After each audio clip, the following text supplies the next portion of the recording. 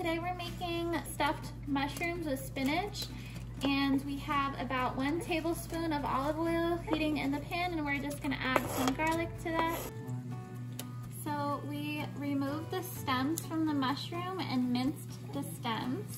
Now we're gonna add the minced mushroom stems to the garlic. Now that the mushrooms have started to soften and we can smell them, we're gonna add 4 cups of spinach.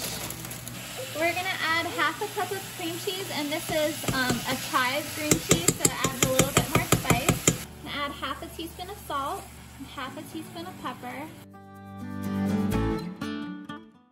So we're sprinkling some panko on top now that the mushrooms are done being stuffed, and we're gonna put it in the oven 12 minutes at 375 until the mushrooms are tender.